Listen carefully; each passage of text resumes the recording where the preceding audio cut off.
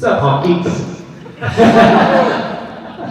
how are you guys? Doing well. How are you doing? I'm so good. So they came up a couple minutes early and we've been watching like the footage that they've been rolling all weekend, and there's a hilarious clip of you just, like you said, flicking everyone off. Yeah. And you're like, who else can get away with that besides Art the Clown? It's wonderful. Most places you get hit for doing that. And here we like encourage it, you know. How was last night? How was the premiere? That was fun. I only stayed for a little while because I was exhausted, but I at least got to watch the first 10 minutes of the film, which is one of my favorite parts of the movie anyway. I love that opening, so I was very happy to see that with the crowd, see how everybody reacted to it. Yeah. Did any of y'all get to go last night? Oh, good enough. Tis the season for the season. Heather, what was it like for you the first time seeing Terrifier 3? It was kind of wild because the first time I saw it was the casting crew premiere in New York that we just had. So it's interesting to watch a film with just the people you've made it with, so we're all cheering and laughing at things that really should be A different perspective. a very different perspective. It was a really great time to get to see what people we made it with. Yeah. So was this your first time working together on Terrifier 3 when you did the makeup for it? Can you tell us a little bit about how you got involved in the project?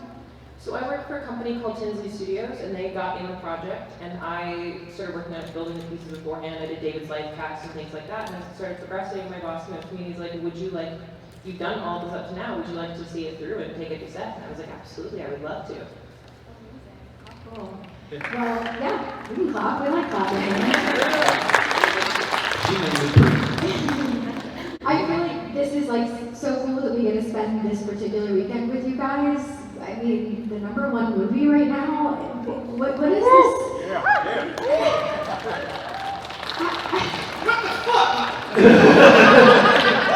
How do you process this? Like, do you process this? It hasn't processed yet. I'm still in kind of a daze about it all. It's such a David and Goliath story right here. I mean, it's really an underdog story. I mean, we made this movie with maybe like $4 million, and we're up against, we beat out a $200 million film. That's insane. That never happens, especially with an indie, unrated film. That just never happens. It's all because of the fans. The fans went out in numbers and supported us, and we accomplished basically the impossible this weekend. I think it goes to show a great film is a great film, no matter what the budget is. It's true. So wild. Okay, and it may be slightly interesting that it happens to be a Joker film, but I know you do like the Joker. I'm not sure how you feel about this version of the Joker. But I have seen, and maybe y'all are part of this as well, because I feel like this is something that we need from you, David. We need to see you as the Joker. And I've seen these petitions going around, like the world wants it.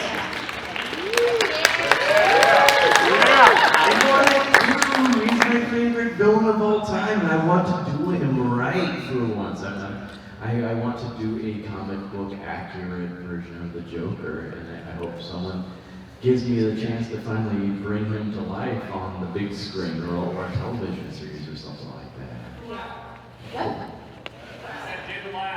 You want me to do a little bit Joker for you? Yes.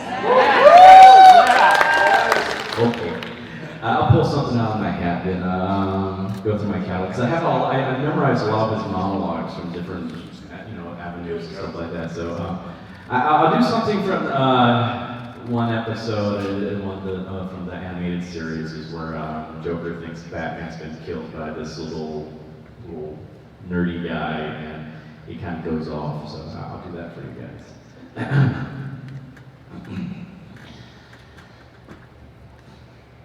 Dear friends, today is the day that the clown cried.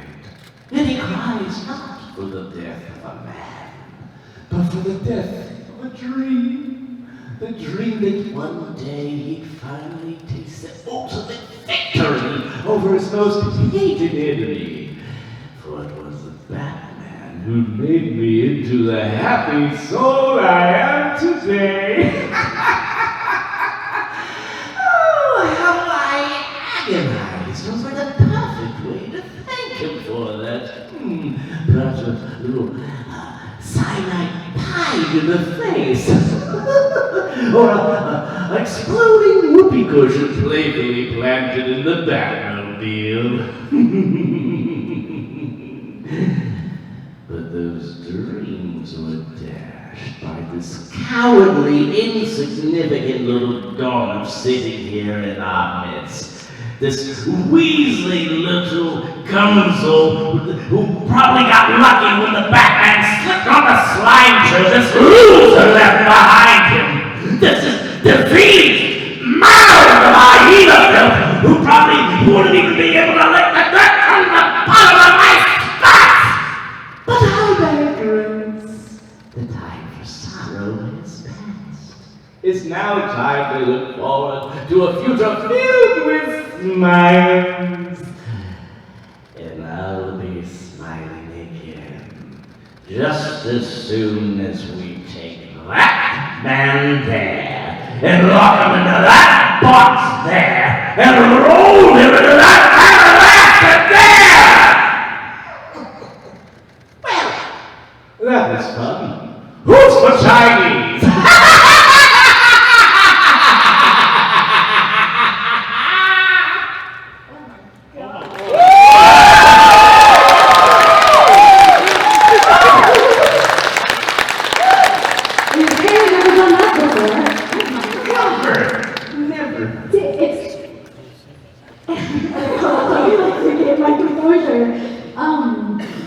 Art, not vocally being able to express himself and then hearing you do something like that. Oh my god. I do like this. What's my impression of a hot dog?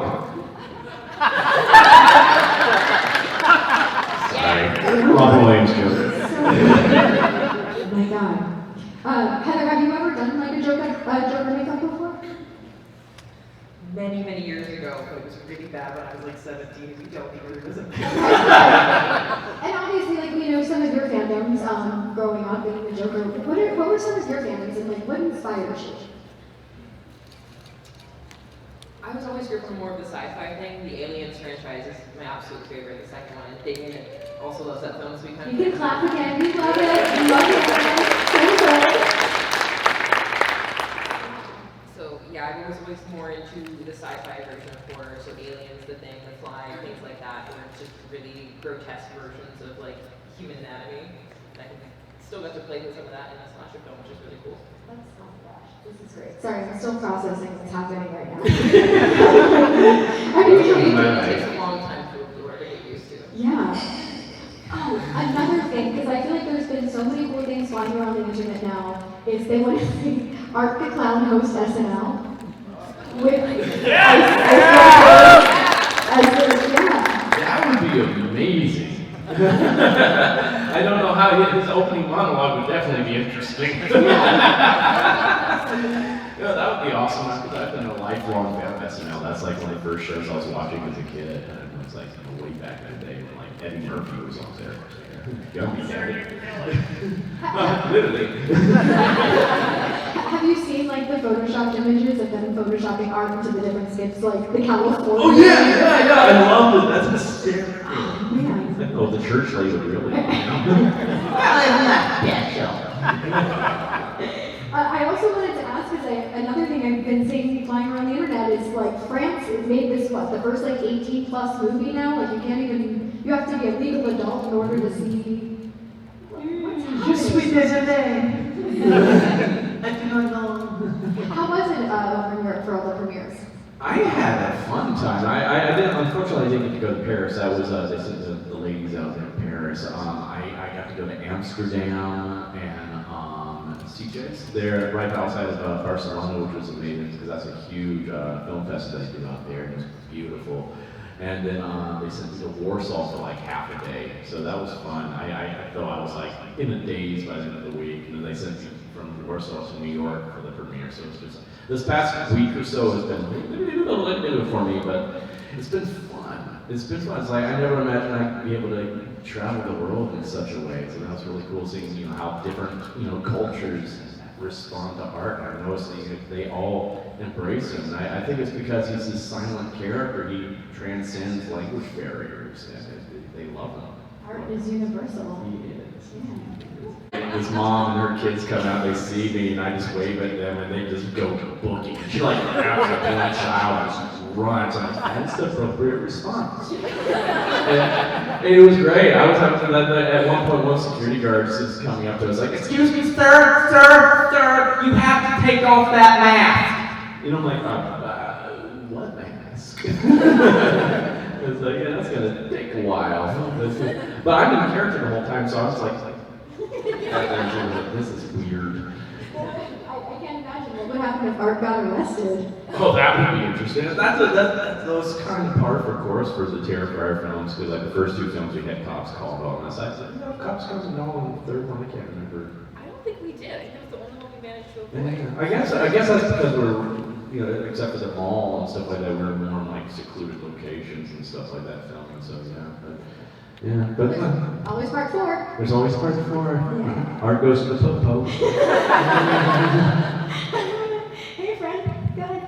Hey, Steven. I just wanted to ask, what are your thoughts on working with Chris Jericho and the scene that he was in part 2? Oh, that was fun. That was a very surreal thing.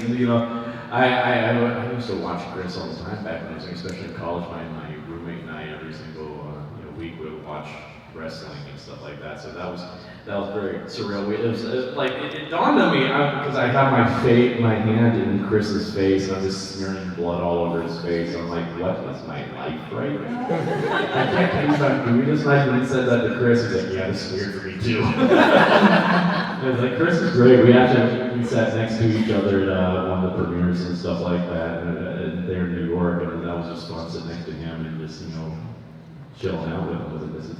This is crazy. It's Chris Jericho. That was cool. Did Art Her get thoughts? to? Oh, you too. Sorry, I'm so used to just sitting next to Nico while he talks. No, it was really cool because we built a full separate version of his head to obviously rip apart. We obviously couldn't do that to the actual actors. So that was. Well, you can. They kind of frown upon it. They want it back afterwards, and the whole putting it back together part we're not really great at. The ripping apart, 10%. Putting it back together, that's a little more complicated in our line of work. So it was really cool to meet him for the scan and everything, and to kind of see the process of it. And he was very chill, very excited to see his own head get ripped open. He's like, I want to watch it. He's like back on monitor as we've got the prosthetic head out. He's very excited about it. So it was really cool to see. Maybe a wrestling match later. Oh yeah, there was. Can you put him in the walls of Jericho? And I would ask for Art's finishing move, but I feel like he'd be sneaky and just whatever. Oh yeah. I feel like Sam's the one that wrestled us actually. Yeah, it was Sam that really did it. Yeah. That was almost like an Exorcist 3 type of thing she did, where she just comes out out of nowhere, just right out of nowhere. Spoiler. Hey, Richard. You're our generation's Charlie Chaplin. You were phenomenal. So I have a question for each of you. For Heather, what was the most technically difficult effect to pull off? And for you, David, has Damien ever brought anything to the table that you were like, excuse me, you want me to do what? And maybe just had to say no thanks. Whichever one of you wants to answer first. I think the most technically difficult was the Santa, the frozen pieces of it. So we have some replica pieces of Danny Roebuck, but like each of the pieces that smashes out is shattered with plastic. But they have to fit perfectly back in and try to melt it together, and it's all going to bleed at the right time. And we're Wow. always running against the clock of like, okay, we got to reset it 30 seconds, we got to shoot again, and we're behind the scenes or whatever. So that was always really difficult. Yeah, there was actually supposed to be a little bit more to that kill scene too that we just didn't have time to get to. I was supposed to take coal and light it on fire and shove it into his eye sockets. Yeah, it was just time. We just ran out of time. It's like that would have been so Yeah, I think we had to shoot the face in like one take. We were Yeah. on like the 14th hour, and we're like, we need to be at these bars right now. That So was it's like great. it works or it doesn't. You have to do it right this second. Now, what was my question? I said. Has Damien Leone ever brought anything to you that you just couldn't bring yourself to do? Almost. Because I know you probably all heard the rumor about me almost puking on set. And spoilers about this part. I know if you don't want to hear this, there's a lot in your mouth. But it's a kill to have this later on in the movie with the aunt character. I can't stand vomit. Okay. I cannot stand vomit, and you know knows that, and I know that little jerk. And there was actually more that we filmed with this character vomiting, and I think they probably just took some of that out because it was just gross. No, I think we just kept wanting to fuck with you. We were done. I'm not surprised. I'm not surprised because they were having fun. The house was really hot and smelly at that point too, so that didn't help. And they were using this cream of mushroom soup with other stuff mixed in it to make it look like vomit, and that smelled horrible. And then Sam, being a little mutant that she was that day, decided to come in just eating this horrible smelling bag of corn nuts. And she's just coming out to me, "Hey, Dave, what's wrong? Why are you sick?" I was like, "Go away, go away." And you know, sometimes in the movie there's a little secret that's not always me as art. Sometimes one of our other crew guys, Steve Delcello, would fill in for me to be my arm or leg or something like that while I was getting the makeup. And I'm like, "Can Steve please be my arm right now? I don't want to do this." And they're like, "Oh no, Dave, your face is fully in the shot. You got to be there to do this." And so I'm just like on the side, just holding this tube. I'm like, and they got it all on video, so I imagine they're probably gonna eventually release that just to embarrass the crap out of me. Oh yeah. But I'm very proud of myself. I did not vom, because I knew she would kill me because Yes, they yes, I had would. just put me in makeup, and I was like, "This is great. This is great." I like a lot of things Thank that you. will knock me off. Yeah, and I don't blame you because that's my nickname. Obviously, Art the Clown is very known for his brutality, as we're all aware. But I really love how you have kind of your silliness in between those acts of brutality and how you play the character. So I'm curious, could you foresee in the future, in the cards for Art, maybe some kind of spin-off series that's more silly, less brutal, like to let that side of the character shine a little more? Because I know I, for one, would enjoy that a lot. That would be fun, like an animated series or something like that. That would be so fun. Who knows? That would be fun. I mean, that's kind of like what I was doing, like, you know, the Spirit Halloween stuff that they recorded. I was just going around being silly and having fun in the store and stuff like that. It's like, maybe we could do some like Mr. Bean like type of short with art. Something like that. Things in public. I feel like a lot of your cameo spots tend to be more like that. Like there's the Ice Nine Kills you had more of those funny moments of you playing the piano and things like that. Which was funny because like we're filming that and like our producer Phil's on set the whole entire time. He's like, "No, Dave, you gotta be more sinister." I'm like, "Phil, I'm playing a miniature piano with Ray Charles sunglasses on. Just be more sinister. You can't be so goofy." I'm like, You are goofy. "Oh, you." One thing I've noticed a trend going on with all the movies, I'll just reference the first two, is it seems like Art has his own weird way of being nice, but creeping people out, and they always like treat him badly, and that's when he usually snaps off. And I was wondering if someone just went and took everything that Art gave them, treated them nice, would he still go after them? Oh yeah, of course. But how brutal would it be compared to them treating them badly? Probably not. It'll be a little less brutal, but they still die. You know. But like I always tell people, like the worst thing to do to him is call him the M word, as Ali did in part 2, calling him a mime, because that's one thing that annoys him so much. Because yes, don't call him a mime. You know, I always have to explain to people. So there are people like, "No, he's a mime. Because he's black and white and doesn't talk." I'm like, "No, he's a silent clown." He's like, you know, in McKelly, you know, he's a silent clown. Harpo Marx, he's a silent clown. And I always like to explain to people the difference between clowns and mimes. It's like, you know, silent clowns use props. Mimes do not. They pantomime. They miss the name mime. What's that? Exactly. Exactly. Italian the clown. Yay! Wahoo! And also for Heather, another question I had. How many gallons of blood did y'all use for this film? Or the third one? We tried to keep track. We ran out a couple times. We were like, literally need anything. We were mixing our own at a certain point. Mixing our own, like. Oh yeah, the shower kill scene. We used like 8 gallons of this thing the other day, and I'm like, we need more. We're like, So I think the math added up to like 55 gallons or somewhere around there. Which for the number of days we filmed is about a gallon a day. All right. What do you think is the best like consistency and most realistic blood? Children's blood. It depends. Damon was very specific about the kind of blood that he liked. He very much liked the cane blood. Personally, it's not my favorite. It's very, very sticky, and I felt so bad every time I put it on it, but he liked that thickness and that color. So we were always trying to match that with Ryan Ward, who was my partner on this film. He was mixing the bloods, and he was using a lot of things like any blood that we already had and trying to thicken it with corn syrup or just extra food coloring and makeup dyes, anything that we had on set. It's 3 in the morning, we're in the middle of Long Island, and there's nothing open, and you're like, okay, just what do we have that can make blood at this point?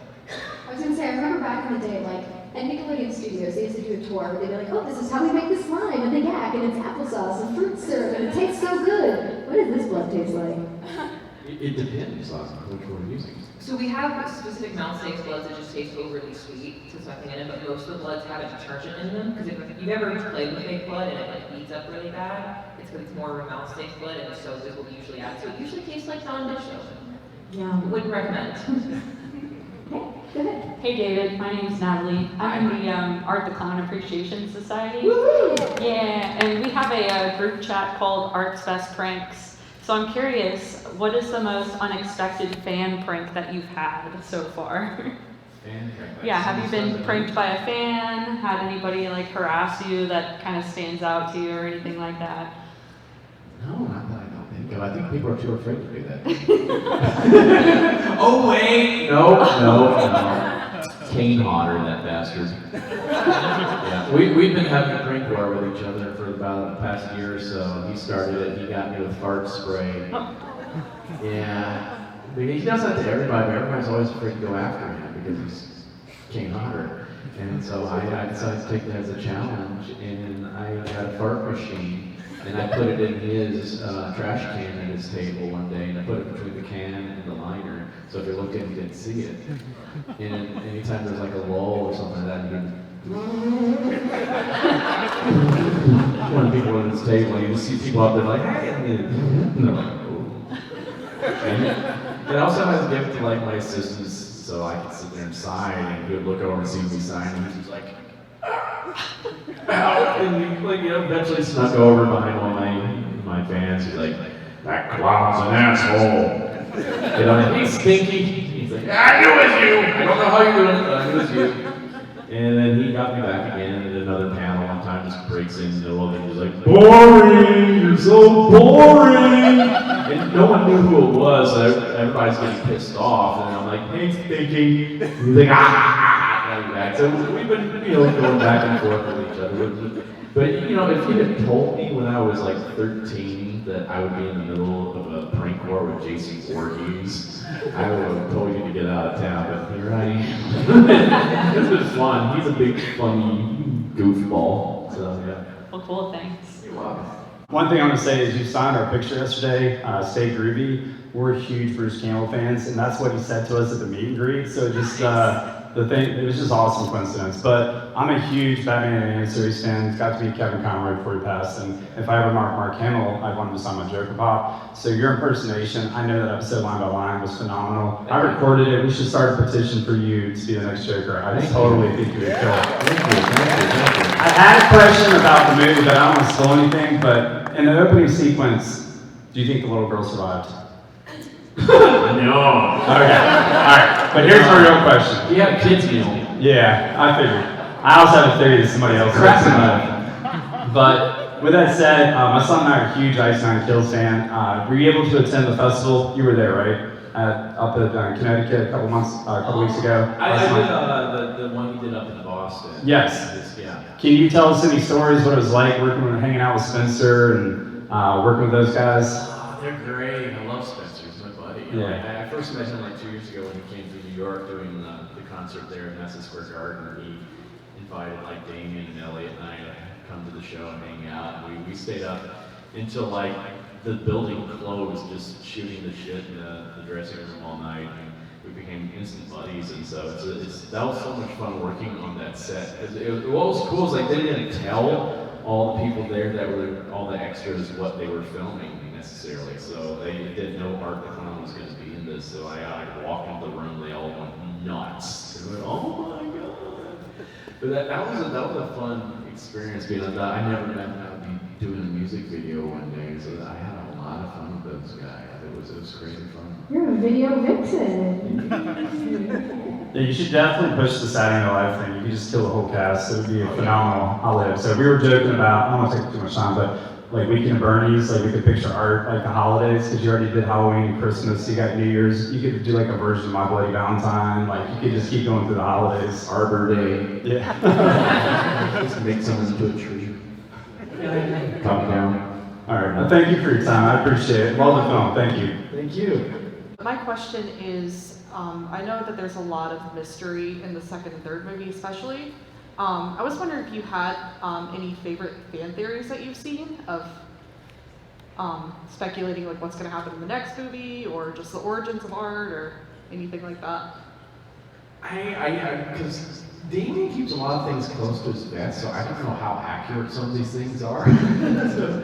And I mean, I know certain things about Art, and I don't want to even go really into fan theories because, you know, some have been close, some have been way, way off, and stuff like that. So I always love seeing fan theories and stuff like that. But I kind of want to at least approach Art's origin as kind of a little bit like the Joker, and I hate to keep going back to him, but it's like that whole idea, like you know who he was when he was a Red Hood and he fell to the vat of chemicals and stuff like that, but you don't necessarily know who he was before he was a Red Hood. And I kind of like that idea. Maybe we can take that approach to Art's origin, like when we might show how he became Art the Clown or something like that. But it's up to Damien, man. I have that man I trust.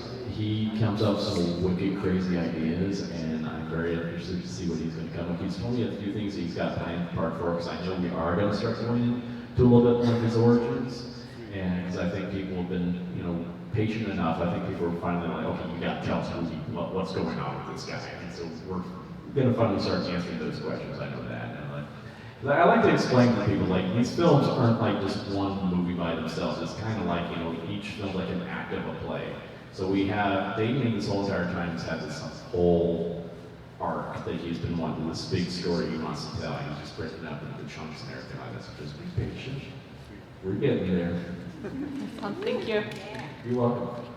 In Terrifier 2, we obviously saw that Art actually has not just a brutal side, but a caring side when he's passing out the candy to the kids in the mother's head. And when the kid tried to steal more candy, you know, he slaps and scolds them.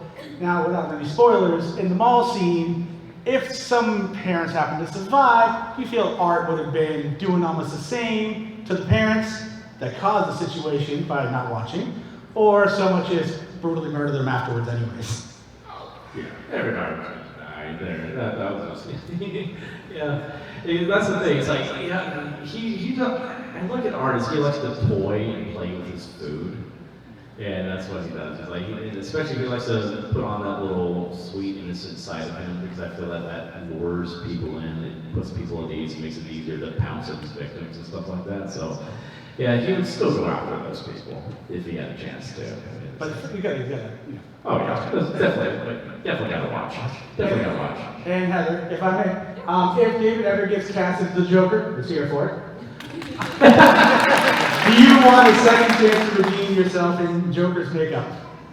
Listen, I would love to put him in Joker makeup. That is fully up to the director versus the director, but I would love to do him as Joker. We look forward to seeing it. Is there anything that you would go back and change in the first Terrifier film, like remove a certain scene or add to it?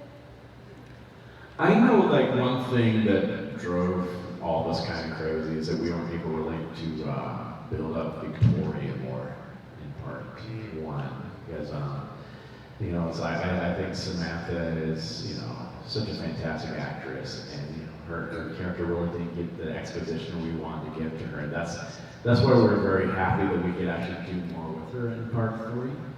And I think Sam just knocked it out of the park with this one. I don't know if you've seen it yet, but I think her performance in this was fantastic. And it's a new thing for her to do too. She's usually like the ingenues and stuff like that in a lot of these things. And No, I basically consider Samantha to be the MVP of this film because she went through a lot for that role. She, every single day, she was in. We tortured that Yeah. woman. I felt so bad every day. I was like, we did the worst things to her. Yeah. And every day she's like, just do it. We're gonna, it's gonna be fine.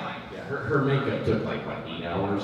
Yeah, the full body one is 19 prosthetics plus blender pieces, everything in between. So it's 6 to 8 hours every day. And then she acted in it, and then still had to take it off, and then turn around and do it again the next day. Yeah, she was amazing. And it's just like, and she, I was so happy to work with her again because she and I had so much fun in part 1. I mean, I had great time with, you know, Catherine and Jenna as well, but like Sam and I really clicked really well in part 1. We were really simpatico and also, and originally, her part was not going to be like this in part 3. We were going to originally kill her off at the beginning of part 3 because we had a different ending that we had filmed for part 2. And it's all thanks to James Wan that we changed it because of that little film called Malignant. We had originally filmed a whole sequence where Art's head appeared in the back of Victoria's head. And then Malignant comes out, we're like, oh God, no, what are we going to do? Oh, thank you, James Wan. Oh no, we got to come back and like refilm because there's no way we're going to beat that because what they did in Malignant was amazing. It was such a great effect. Oh my God, I can't give them enough respect for what they did with that character. And I was like, oh my God. But so it was our costumer, Olga, that came up with the idea. It's like, oh, why doesn't Victoria just give birth to her instead? What's not her, but to Art's head. I'm like, oh, that's brilliant. And that way we can keep Victoria alive and do a lot more with her in this film. So instead of going, here's you, James Wan, now we're like, oh, thank you, James Wan. You helped us do a whole new plot line for part 3. I think that just changed everything and made what we did in part 3 so much better. So. Okay, thank you so much. You're welcome. I know I went off on a tangent there, so I'm sorry. Take all of that makeup off? It depends. It can be anywhere from half an hour to an hour and a half, depending on how much it wants to stick to his face that day. Oh, that's not too bad. And At 3 in the morning it is. We're like, I want to leave. I want to go when it's coming off in like tiny little chunks. Off! Your face itchy after all of that stuff being on your face? No, not usually. No. Sometimes I guess it depends, you know, sometimes I didn't take care of my skin as well enough the day before or something like that. So sometimes it like depends what remover they use. It might get a little stingy or something like that, but you know, I feel. Alright, thank you, that's all I want to ask. Oh, you're welcome. Heather had brought up some iconic sci-fi horror films earlier, so it made me curious for each of you. In your formative years, was there a particular film that you saw that you were like, this is what I want to do for the rest of my life? And what was it about the film that stuck with you? I mean, I think I grew up on those films, but there's not a specific film, like I don't have that origin story, like I watched it when I was 6 and I wanted to do this. I kind of fell into it through haunted houses. And I remember the day that I knew that I wanted to do this, I was 17, I got my first makeup job at the haunted house. Actually, the one here, I'm from Virginia, it was Kingston Indian Town, like, come on.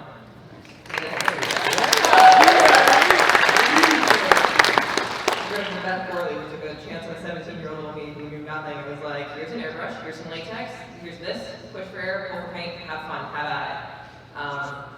And she kind of just let me run wild on that first day, running around and seeing people reacting to my art and seeing just like how much it affected people. I think that's the thing I really fell in love with. I mean, there's a million amazing films out there that you see and you're like, you know, that, but it's the thing I love about makeup is how much it can transform a person. Even seeing like the difference in Sam's personality when she's that versus when she sees herself in this makeup, the way she stands, the way she talks, everything, you just kind of morph into something else. And I don't think there's a form of art other than makeup that you can really do that with, where you actually transform the way a person feels about themselves. I do have a film though. Mine was Who Framed Roger Rabbit. It's my favorite film of all time. I think it's a perfect film in every way. It's got everything I love about a film.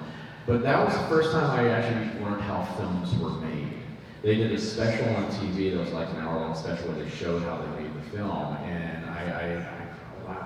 because that was before you had extras on DVDs and stuff like that would show you all the behind-the-scenes stuff. So that was a really cool thing for me to see. And that's also where I learned about Mel Blanc. That he did, this one man did all these voices for cartoon characters like Bugs Bunny, Daffy Duck, etc., etc., etc. And I was like, oh my gosh, that's someone's job? Someone has a job doing this? Oh my gosh. Because that's what I originally, when I moved to New York, I wanted to be on Broadway, I wanted to do voices for cartoons.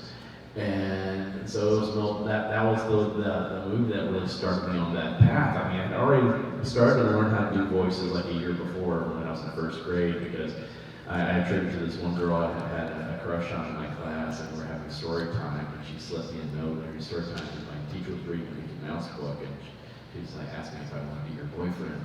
And I just let out a gore, and I was like, oh! And I was like, that's when I heard it. Goofy was my first voice, and after that I started just building the repertoire. That's when I learned about my playing. I'm like, oh, I want to do this. And it looks like then I was like, oh, these movies, these look like they would be a lot of fun to make. I think that would be cool, because I'm one of these people, I like to see how things are made. I like the behind the scenes type of things. And so that was the movie that started me on my path. Thank you. I have a question for, I forget your name. Heather. Heather. Do you have any tips for anyone getting into special effects makeup? Try everything, even if you don't think you can do it. You're gonna fail at it at first, but that's how you learn what you don't know. Okay. Thank you. If you want to, you can, thank you so much. Thank you. Here you go. What's your name? Micah, I have a question for Dave. What's your favorite horror movie? Ooh, that's a good one. I have several. It's hard for me to say which is my favorite one, but I'll give you like my top 5. In no particular order. I mean, of course, the old school Halloween. I love that one. That's great. Halloween 1 and 2 like combined together is so good. You know, it's like, oh my gosh.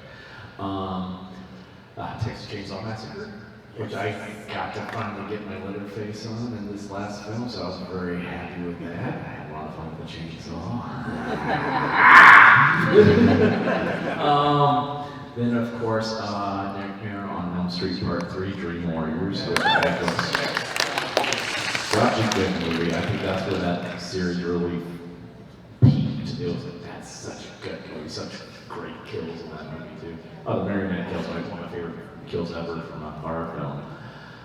Scream. I love Scream. I think that is like a perfect film itself. I just think it's very clever. It's like there's so many layers to that film, which I love. And I would say also The Exorcist. Yeah, I just think it's kind of cool having my own film where people puked and passed out, and because that's what that film was known for all those years ago. So it's kind of cool, and I'm very interested to see what Mike Flanagan is going to be doing with it now, because I like Mike Flanagan's work. And I think he's going to be a great person to take over that franchise, because this man knows how to build atmosphere and really delve deep into the characters. I'm excited to see that. What's yours? That's hard. Maybe. Probably Terrifier. I heard someone give you a hint. But that's okay. Great choice. Good taste. Thank you for your question. Yes. All right, we got one more question. What's your name? Lily. My question's for David. What was your favorite part of filming the Terrifier sequence? Ooh, my favorite part was in part 3. It was the whole bar sequence that we do in part 3, because I love any type of scene where I get to just play around with people, where an artist plays around with his victims before he does something really horrible to them. But also that week I got to share the screen with some actors that I have been fans of for decades of my life, that I've watched ever since I was a child, and actually be able to do my craft with them and have fun with them. And it was with Clint Howard and Bradley Stryker and Daniel Roebuck. And that was a scene where Damien basically just let us loose. He's like, hey, I know I've written all this dialogue, but if you guys come up with anything, just you guys just play. And so for that week, we just played, especially Danny. Danny is such a great comedic actor, and he knows how to be a straight man when he has to be the straight man in the scene, and he was constantly just lobbing me comedy gold to play with, and it's like the whole torture sequence, between the two of us. It was just constantly changing, and we were just having fun. And I was just besides myself with this glee that whole entire week just with these guys, because it felt so good. It just felt, this is like why I went into acting, was to have those type of moments. It was just all pure joy. It did not feel like work, and I loved it. And I kind of got a little teary-eyed the last night of it going home, because it all sunk in what I was able to do. And I was very grateful for it. So it's like, it's why I do it. I have fun, and I'm very grateful to be able to have this kind of fun. It's the best job in the world. Great question. And obviously now there's much more fun to be had because we know that there's a 4 coming out, so. Oh, after that ending? Yeah, you better believe it. Yeah. That's actually the one part of the script when Damon, because we went through several drafts of this script, this thing changed so many times. Daily. Daily.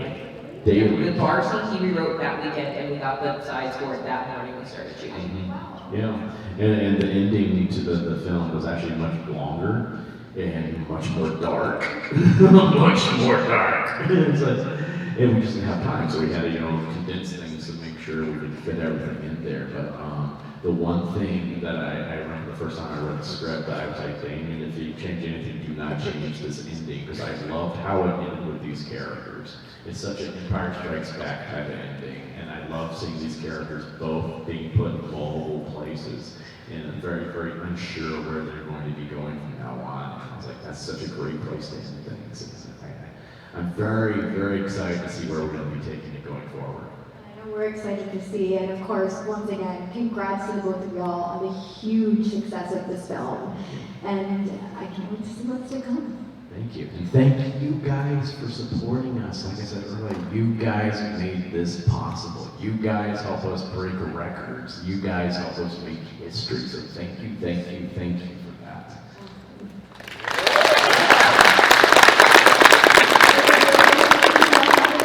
Group picture, so we're going to bring out our photographer. You guys want to come to